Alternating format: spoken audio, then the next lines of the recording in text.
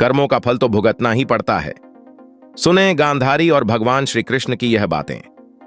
नमस्कार दोस्तों, जय श्री कृष्णा, राधे राधे। स्वागत है आपका हमारे इस हर इंसान अकेला है 923 यूट्यूब चैनल पर। पुत्र वियोग में तड़पती गांधारी। जब भगवान श्री कृष्ण को श्राप देने चली, तब भगवान श्री कृष्ण गांधारी से कहते हैं, माता मैं शोक मोह पीड़ा सबसे परे हूं। न जीत में, न हार में, न मान में, न अपमान में, न जीवन में, न मृत्यु में, न सत्य में, न असत्य में, मैं किसी में नहीं बंधा हूं। हे माता, काल महाकाल सब मेरे दास हैं, मैं उन्हीं से अपने कार्य सिद्ध करवाता हूं। हे माता, युद्ध अवश्यम भावी था, जो चले गए हैं उन पर शोक मत करो, बल्कि जो है उन्हें स्वीकारो माता, वर्तमान को स्वीकारो माता, भूत दुख का कारण बनता है। भगवान श्री कृष्ण की बात सुनकर गांधारी विलाप करते हुए बोली, हे केशव, तुम ऐसा कह सकते हो क्योंकि तुम मां नहीं हो। हे श्री कृष्ण, तुम क्या जानो एक मां की ममता, तुम क्या जानो पुत्र, शोक की पीड़ा क्या होती है। तुम कहते हो मोह त्याग दो और ज्ञान की बातें बतलाते हो, तो जाओ कभी अपनी माता देवकी से पूछना कि पुत्र शोक क्या होता है। पूछना देवकी से कि कैसा लगता था जब कंस उसके कलेजे के टुकड़ों की हत्या कर देता था। पूछना जब उसका दूध उतरता था और बच्चा न होने की वजह से जब देवकी व्यथित हो जाती थी, तब पूछना उसको कैसी पीड़ा होती थी। पूछना हे वासुदेव, कभी पूछना। ऐसा कहकर गांधारी धम्म से धरती पर गिर जाती है। फिर भगवान श्री कृष्ण गांधारी को संभालते हैं, उनके आंखों से निकल रही अश्रुधारा को पोंछते हैं। गांधारी फिर रोते हुए रुंधे रुंधे कंठ से कहती है कि हे कृष्ण, तुम्हारी माता ने तो 6 पुत्रों को खोया है, परंतु मैं अपने 100 पुत्रों को खो चुकी हूं। तब भगवान श्री कृष्ण गांधारी को पुनः समझाते हुए कहते हैं, परंतु माता, कौरवों ने वही मार्ग चुना जिसमें उनका पतन निश्चित था। अब मैं किसी के कर्म क्षेत्र पर तो अधिकार नहीं जमा सकता, कर्मों का फल तो भोगना ही पड़ता है। माथे गांधारी श्री कृष्ण की तरफ अश्रुपूरित नेत्रों से देखते हुए बोली, हां, यह कहना आसान है केशव, परंतु एक माता के लिए उसका पुत्र ही महत्वपूर्ण होता है। वह लायक है या नालायक, इसका मां की ममता पर कोई प्रभाव नहीं पड़ता। जितना दुख उसे लायक पुत्र की मृत्यु पर होता है, उतना ही नालायक पुत्र पर। लोग कहते हैं कि तुम आदि ब्रह्म हो, लेकिन हो तो पुरुष ही कलेजा वज्र का ही रहेगा।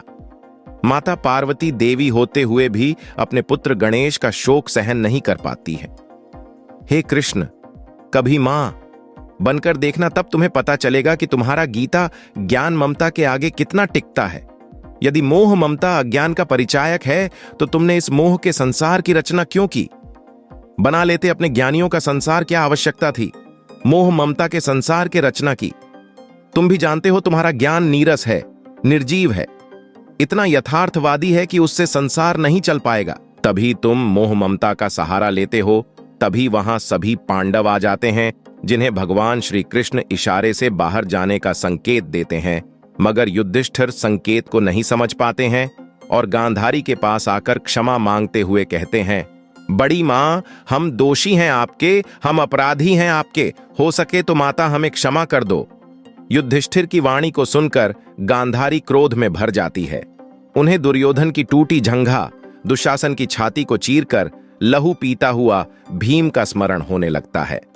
भगवान श्री कृष्ण समझ चुके थे कि गांधारी अब पुत्र शोक में पांडवों को श्राप दे देगी, इसलिए भगवान श्री कृष्ण गांधारी का ध्यान पांडवों की तरफ से हटाने के लिए व्यंग कहते हैं, हे माता, टूटना ही था उस जंघा को जिसने आपकी पुत्र वधु का अपमान किया, उस छाती को चीरना आवश्यक था जिसने द्रौपदी के केशों को छूने की धृष्टता की। इन सब का विनाश आवश्यक था, अन्यथा इनके किए गए कृत्यों को मानव अपना आदर्श बना लेता, जिससे एक शिष्ट समाज की कल्पना भी नहीं की जा सकती। हे माता, जिन पर आप शोक कर रही हो वो शोक के योग्य नहीं है। भगवान श्री कृष्ण के कहे वाक्यों को सुनकर गांधारी क्रोध से तपने लगती है और कठोर वाणी में कहती है, हे यादव, हे माधव, मैं शिव भक्तिनी गांधारी अपने पतिव्रत धर्म से एकत्रित किए गए पुण्य शक्ति से तुम्हें श्राप देती हूं। जिस तरह से कुरुवंश का विनाश हुआ है, उसी तरह से पूरे यदुवंश का भी विनाश हो जाए। जब गांधारी ने ऐसा कहा तो भगवान श्री कृष्ण बोले, हे माता, यह श्राप आपने मुझे नहीं स्वयं को दिया है। अभी अपने 100 पुत्रों का पूर्णतः शोक मना भी नहीं था कि आपने अपने एक और पुत्र को श्राप दे दिया। हे माता, क्या आप मेरा शव देख पाएंगी माथे? मुझे आपका श्राप स्वीकार है, क्योंकि न तो मेरी मृत्यु होती है और न ही जन्म, न ही मेरा इस शरीर से कोई प्रेम है। माथे, आपका इस शरीर से प्रेम है और आपने शाप देकर स्वयं को फिर से दुखों के सागर में डुबो दिया। भगवान श्री कृष्ण की यह बात सुनकर गांधारी को अपने किए पर पश्चाताप हुआ और बोली, हे गोविंद, कुरुवंश को नहीं बचा पाए, मगर यदुवंश को ही बचा लो। मैं तुमसे भिक्षा मांगती हूं, हे माधव। अब मैं अपने और पुत्रों के शव नहीं देखना चाहती। तब भगवान श्री कृष्ण गांधारी से कहते हैं, हे माते, न मैंने कुरुवंशियों के कर्म पर अपना प्रभाव जमाया और न ही मैं यदुवंशियों के कर्म क्षेत्र पर अपना प्रभाव स्थापित करूंगा। यदुवंशी भी अपने कर्मों का भुगतान करेंगे जैसे कुरुवंशियों ने किया। हे माता, मैं किसी भी स्थिति में धर्म का त्याग नहीं कर सकता। तो दोस्तों, वीडियो आपको कैसी लगी कृपया कमेंट बॉक्स में हमें जरूर बताएं और ऐसे ही और भी वीडियो को देखने के लिए कृपया चैनल को भी सब्सक्राइब जरूर करें और कमेंट बॉक्स में सच्ची श्रद्धा से जरूर लिखें। जय श्री कृष्णा, राधे राधे।